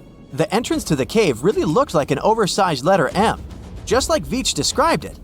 But the shape is too hard to notice from ground level. Only when you look at it from above is the M shape visible. Who knows? Hikers might have been walking past it for years without noticing the cave. Even Kenny couldn't locate the entrance the second time he went looking for it. The cave wasn't very deep, but there was something odd at the entrance. There appears to have been a straight line of rocks. Did someone try to wall off the entrance? And at the back of the cave, there was an even stranger find. Small pieces of wood were scattered along the floor. They looked a lot like 2x4s that are used in construction. Was there a door here once? The hiker found a nail sticking out of the stone. It could be part of a latch that was there some time ago. But the strangest part was the writing on the wall. Hatch or Veach? It's hard to tell. The hiker that discovered the cave didn't want to stay to find out. He left the cave in a hurry. No, it wasn't because he felt a strange vibration in his body like Kenny. He just didn't want to be in a desert cave in the middle of nowhere. This is the Mojave Desert, one of the most dangerous landscapes on Earth. Could this setting better explain how Kenny Veach disappeared without a trace in 2014? The desert's nickname is well-deserved. This is where scientists recorded the hottest temperature on the planet. 134 degrees Fahrenheit, and the average temperature during summer, just 113 degrees Fahrenheit. No sweat. But you'll also need a blanket. At night, the air temperatures drop well below freezing. Talk about a climate roller coaster. And the list of dangers doesn't end there. The driest and hottest place in the United States is home to dangerous animals. Mountain lions, venomous lizards, spiders, and wasps. You name it. Any one of these animals can end the life of an unsuspecting hiker. There is a reason why Kenny always wore snake guards when trekking. And then there are mine shafts. Local authorities strongly advise hikers not to enter them. These old mines from the 1800s are highly unstable. A person can easily fall down a hidden shaft. They also have pockets of bad air, which can suffocate a person. And remember the likable wildlife? They too live in these shafts. Rattlesnakes, scorpions, and black widow spiders. Kenny Veach could have easily fallen into one of these shafts, and there would be no help for him from miles around, since Nevada is one of the least populated states. Tunnels, metro, underground systems, and even secret passageways to the houses of the rich and famous. Why else do we need tunnels, you may wonder? To hide. Many cities have underground tunnels and even underground doppelgangers. Now let's make it clear. Those passages are normally not connected, contrary to the popular rumor claiming that it was possible to get from Scotland to Turkey using underground passageways built around 5,000 years ago. I mean, it sounds insane even today. Imagine building it back in the day. These tunnels have an official name, the Erdstall tunnels, and they were most likely built in the Middle Ages. However, we still don't have the exact information about the date. The highest concentration of those tunnels are in Bavaria, Germany, but there are many of them in Great Britain and France too. Erdstall tunnels, a unique type of earthen passage found globally, are characterized by their narrow, oval-shaped corridors and tight choke points, known as schlups, or slip-outs. Despite speculation, their purpose remains a mystery. However, some of those tunnels have fireplaces and even vents, which might mean those were used primarily for shelter. Dating back to the Middle Ages, possibly as early as the 12th century, Erdstall tunnels lack archaeological signs and historical records, so it's not a surprise that there are many rumors about their use. Some scientists are sure those were storage spaces, though their narrowness makes this impractical. Another idea is that they provided hiding spots for farmers during tribal raids. However, their single entry point raises doubts about their effectiveness in evading threats. Now, if you're feeling like Indiana Jones and want to venture into those tunnels, you're in luck. A few structures, like the Erdstall Radkobluken in Austria, welcome visitors to explore these enigmatic structures. Most of them are closed to the public eye, though. The origins of Erdstall tunnels remain largely unknown, just like their real functions. And if you think, hey, it's the 21st century here, we can study pretty much everything, well, you're wrong. What makes these tunnels hard to study are the tight confines. Traditional surveying methods often prove inadequate in such spaces.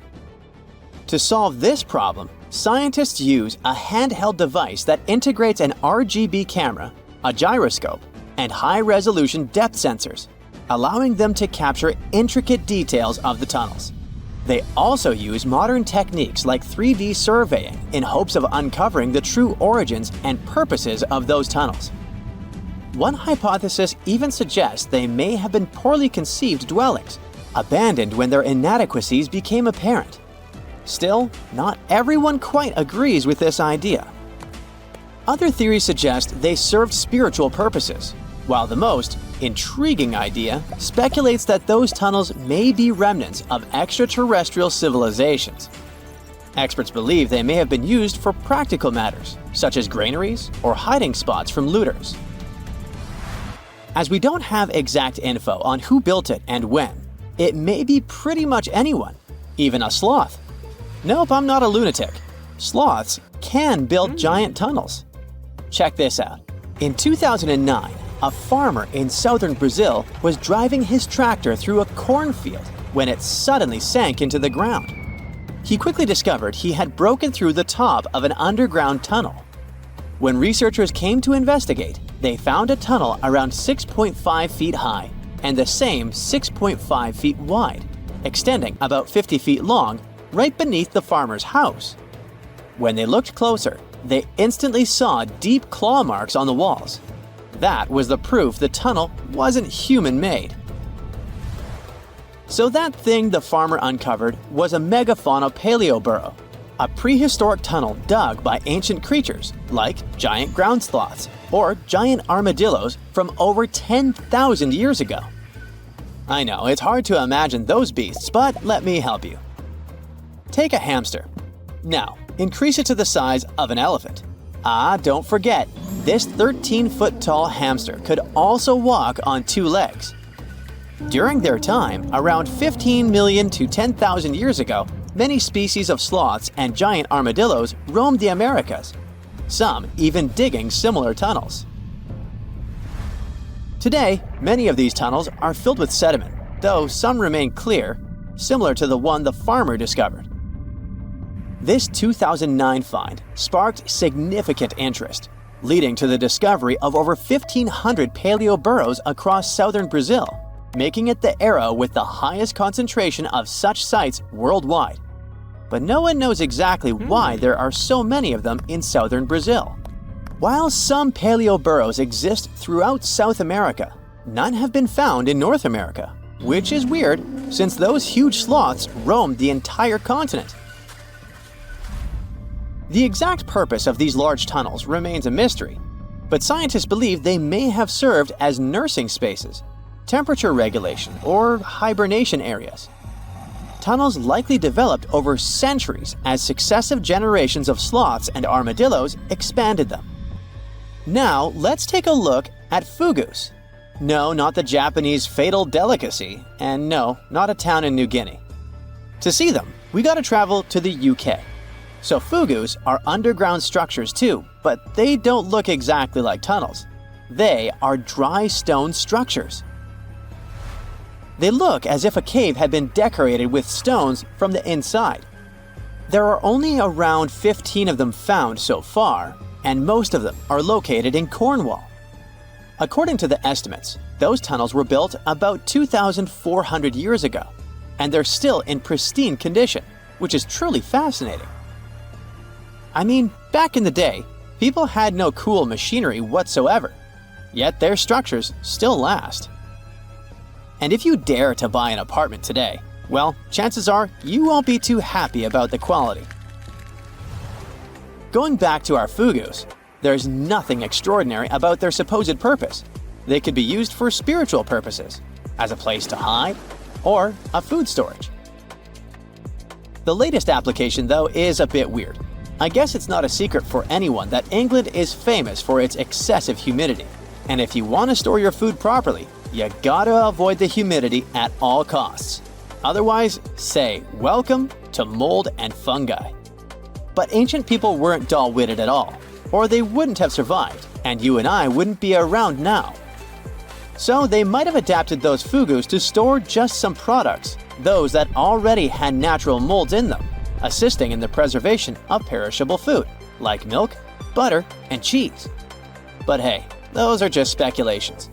The true reason why they were built remains unknown. What makes fugus unique is that they are intentionally built tunnels, not just excavated mines like those in Wales. They were crafted by digging deep trenches, lining them with stone slabs, covering them with capstones, and then filling over them, all of which took significant time and effort. Still, no matter how hard those were to construct, cities around the globe are often built over intricate tunnel systems, each unique to its location. For instance, Paris is famous for its extensive underground quarries, which were abandoned years ago, but still pose a risk of collapse in certain areas above. London boasts one of the largest tunnel networks in the world, including many that were specifically created for military purposes. In New York City, there are rumors of secret tunnels, while Los Angeles has old tunnels from the Prohibition era used for speakeasies. Many other cities also have their share of enigmatic tunnels, and surprisingly, Florida is no exception. It happened in the year 2011 in Ybor City. Near a former post office, flooding uncovered something weird. a section of an unknown structure. Back then, people didn't pay much attention to that, so it took another 7 years to discover something truly fascinating. This historic neighborhood was founded in the 1880s, but it remained unknown until 2018 that it also has a hidden tunnel network. We only learned of it because of renovation work.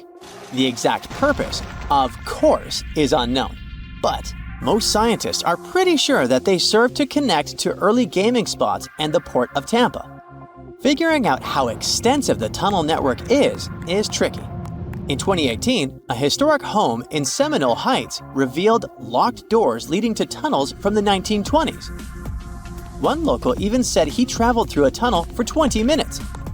Rumors suggest some tunnels connect to the Hillsborough River and Ybor City. Research is ongoing, but no new info has emerged yet. This tourist destination has the highest entrance price of all. It could cost you your life. Those who spend over 16 hours in the death zone, and it is the official name of the most dangerous area on Mount Everest, risk never returning home. Those who endure 48 hours there will almost certainly never see their families again. The altitude in this region is over 26,000 feet, and winds can reach speeds of 62 miles per hour, sweeping everything, including you, off their path.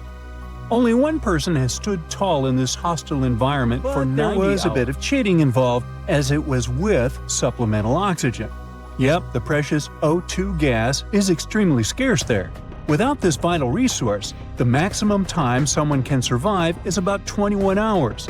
A record set by this guy. Yeah, he was tough. He reached the Everest peak 10 times. His fastest ascent took slightly under 17 hours, but Pemba broke his record, ascending Everest in 8 hours and 10 minutes. However, these accomplishments are not feats for the average Joe. These record holders have, in a sense, won a genetic lottery. Both are Nepalese Sherpas, hence the names. Sherpas are native to the mountains and have evolved a natural resistance to high-altitude living. Despite the undeniable dangers, people seem unwilling to stop visiting the death zone. Since the establishment of climbing records, over 300 people have lost their lives there. Last year alone, 18 people perished, and as of July 2024, the death zone has claimed 8 lives. Now, as creepy as it may sound, the death zone on Mount Everest resembles a graveyard. The challenge lies in that of recovering a body from this perilous location costs families a fortune. Oxygen alone, which is necessary to descend a body, can amount to as much as 20 grand. This may seem far-fetched, but the operation requires 12 people, each needing an oxygen cylinder that costs around $400. So, do the math. And it's not just the oxygen. Imagine the other expenses summed up. Still, it's not only the money. The retrieval process is fraught with danger for those tasked with it, causing many private companies to decline such requests. Recently, authorities managed to recover 4 bodies and a skeleton from the treacherous area. While not all of them have been identified, one body belonged to an individual who passed away in 2017, remaining in the death zone for 7 years. El Caminito del Rey in Spain, Maluga, may look like child's play compared to Everest death zone, as reportedly it has only claimed 6 lives. But still, this is eerie. Imagine you're standing on an old piece of wood some people dare to call a walkway that seems to be about to fall apart. You can't really move freely on it, as it's just 3 feet wide, and if you look down, you'll see nothing but a river 330 feet below you. You may want to sarcastically call it an engineering wonder, but in reality, it really is. Look, it seems like this walkway was glued to the side of a cliff. The tools and technique used to build it were quite rudimentary and unsafe, which is not surprising. The pathway is over a century old. If you're wondering how it was built without any machinery we have today, let me explain. The poor builders just hung off the side of the mountain using ropes. It's obvious no one wanted to work on that project, so prisoners, who had received the death penalty were invited to participate. In exchange, they could get a reduction in their sentences, if they made it out alive, of course. Now, originally, the walkway was built to connect workers at the hydroelectric power plants by some local waterfalls. You know, just a little bridge to help them cross while transporting materials and keeping things in check at the channel. The construction kicked off in 1901 and wrapped up by 1905. The walkway was famously crossed by King Alfonso XIII in 1921 during the inauguration of a dam. This pathway has seen some rough times by the early 2000s and was partly closed for over a decade. 4 years of renovations and €9 million later, it burst back onto the scene in 2015. It has gained a reputation as the world's most dangerous walkway due to a couple of tragic accidents in the late 90s. Now, you can stroll along a 1.8-mile path that hugs the edge of the gorge. Hey, remember I told you this Caminito only took 6 lives? Forget it. Nobody knows how much it really was. Alright, the next cliff destination may seem totally safe at first glance, but it's all about a very particular activity performed there. It's definitely not as high up in the sky as El Caminito del Rey, only soaring 89 feet, but this cliff is meant to jump from, and people actually do that. Now, if you were to take a watermelon and give it a dramatic drop into the water below, you'd end up with a spectacular crimson splash of watermelon juice, looking like a crime scene. It would plummet at a wild speed of 53 miles per hour, and it begs the question, can a human handle that kind of dive? Spoiler alert, absolutely. Welcome to Red Bull cliff diving, where brave athletes take the plunge from heights equivalent to an 8-story building. But before you think about trying this for kicks, let me tell you, it takes serious fitness to pull it off. The better your shape is, the better your dive, but it's also all about your peepers. Your eyes become your ultimate navigation system as you make that fearless leap. Fearless? The impact is no joke. If you dare to jump, you'll feel around 5 G-force on impact. For comparison, when you're on a commercial flight, even during the craziest turbulence, you rarely feel more than 1.3 G-force. But when you dive from a cliff, your heart's working overtime, and that 5 G-force can leave you lightheaded in no time. Your brain starts to feel a bit oxygen-starved, and before you know it, you could black out in a few seconds. All that blood suddenly rushes to your head, your face puffs up, and your lower eyelids practically cover your eyes. This phenomenon is called red-out, because all you see is a bright glow through those squeezed-shut eyelids. Yeah, that sounds like fun. Now, unlike all those cliffs, this place is pretty accessible, and is popular among freedivers for having little current, which is good when you go in depth. However, despite all those seemingly nice aspects of the Blue Hole in Egypt, this place has taken around 200 lives in recent years.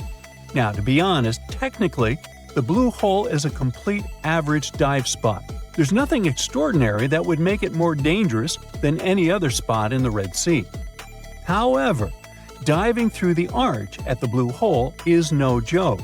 It's a tricky submerged tunnel that has seen its fair share of accidents. While there's no official count of how many have lost their lives here, one source estimates that around 130 divers perished there between 1997 and 2012. That's more than 8 each year.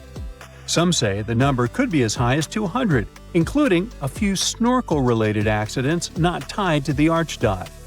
To help keep things safe, Egyptian authorities placed a police officer at the Blue Hole who make sure divers are with certified guides who know the ropes. Now, the arch itself sits 170 feet down, which means you really need to know what you're doing and have the right gear, since recreational divers usually max out at around 100 feet or so. For experienced technical divers, it's mostly manageable. The real challenge is keeping track of your air in your tank, because if you mess up and take too long down there, you're going to need more than one tank of air to get through safely. If the gas isn't planned out right, you could find yourself short on air when you need to do your decompression stops. Or even worse, you can run out of it completely. And, that would be bad.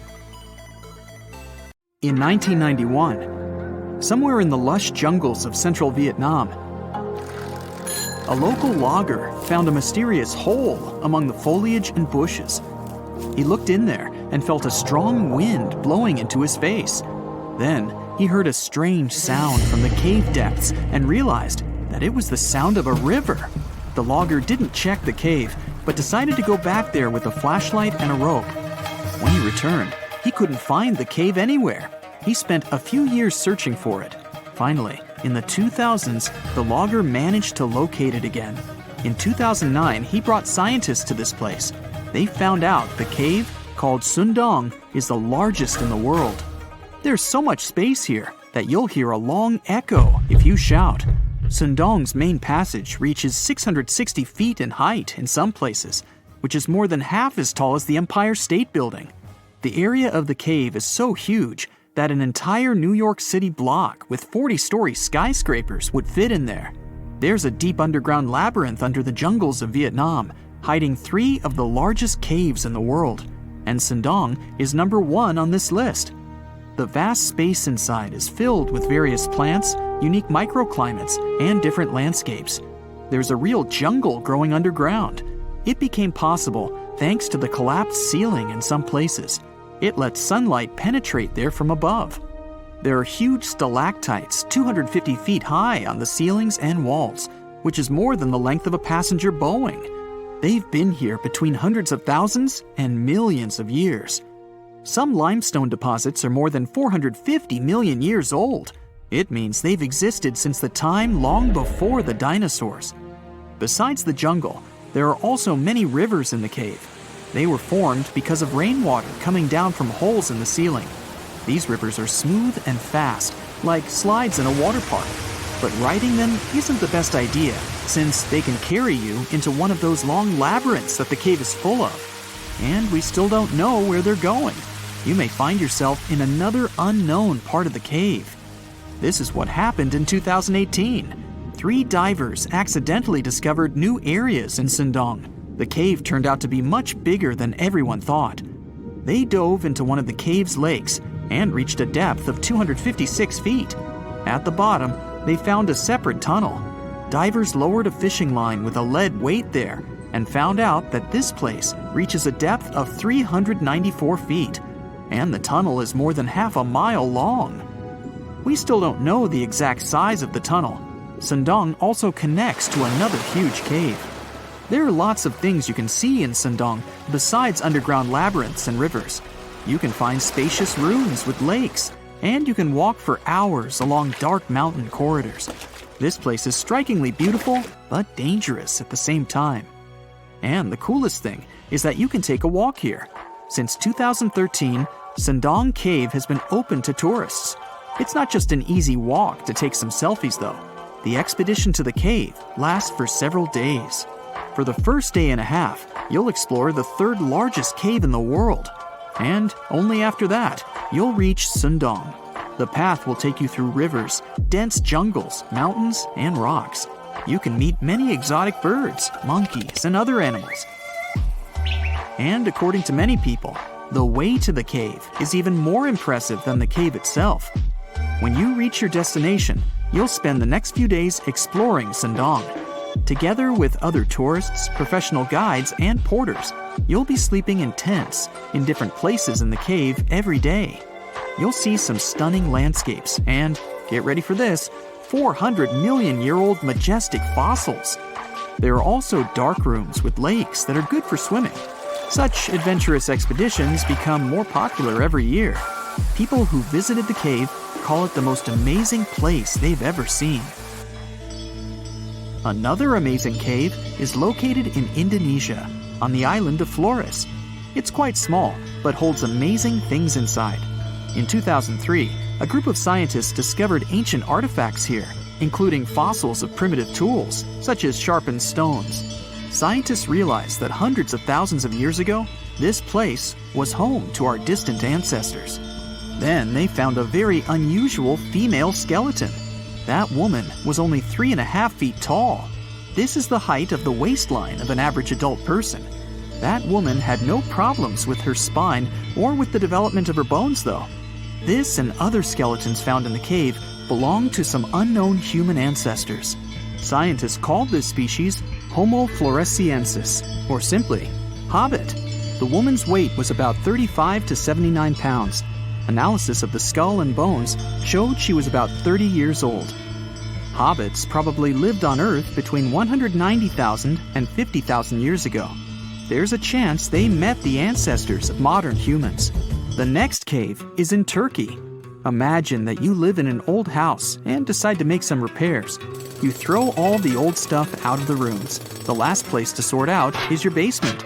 You've hardly ever visited it and have no idea what's hidden there. But it's pretty spacious, so you decide to turn it into a room. You tear down the wall and discover the entrance to the cave. This is a tunnel that leads underground. You walk through the cave and see a real underground city. This happened in Turkey in 1963. One of the locals discovered a secret passage to a lost city in his basement. About 20,000 people could live there. There was enough space for livestock and food supplies. It's not just a maze of tunnels. There's a chapel, a school, stables, kitchens, walls, and other signs of civilization. The city was built in the Byzantine era, in the years 780 through 1180. It's not the only one down there and is connected to many underground tunnels and towns that stretch for several miles. Let's finish our journey in the strangest and most frightening cave. We're going to the southeast of Romania, near the Black Sea. Here, on a desolate wide plain, you can find a hole. This is a tunnel leading deep underground. The air inside the cave has high levels of hydrogen sulfide and carbon dioxide. Under normal conditions, the air we breathe contains around 20% oxygen, but it's only 10% here. You won't be able to breathe freely without an oxygen tank. The water and air here are poisoned. Almost no animals are able to live in such conditions, at least the ones we know about. And this cave is filled with 48 species of living organisms, 33 of which are new unknown species. Creeping things that live here can scare you, especially if you're afraid of bugs. Strange white snails and white spiders are crawling along the walls. An unknown species of leeches and transparent shrimp are swimming in the water. White millipedes with huge mustaches are creeping on the ground. Here you can also meet an unknown kind of scorpion with a transparent white body that doesn't look like any other kind of scorpion. Nothing here looks like ordinary animals at all. All creatures in the cave are white or transparent. They don't have eyes, but they have long paws and antennae whiskers that help to navigate in space. Plants can't live here without sunlight and clean air. This means that oxygen isn't produced in this place. So how do these creatures manage to survive? The answer is in the water. The surface of the lake and puddles here is covered with strangely moving foam. This substance is a living organism. It consists of 1 billion bacteria called autotrophs. Ordinary plants absorb carbon dioxide and use photosynthesis to produce oxygen. This cave is filled with carbon dioxide. Autotrophs absorb it and secrete tiny food particles. Bacteria feed on these particles. Larger organisms then feed on those bacteria, and so on. In the end, there's enough food for everyone. This process is called chemosynthesis. It's like photosynthesis, but uses water instead of sunlight in its chemical reactions. In this cave, evolution has created a completely unique biological system, separate from the rest of the world.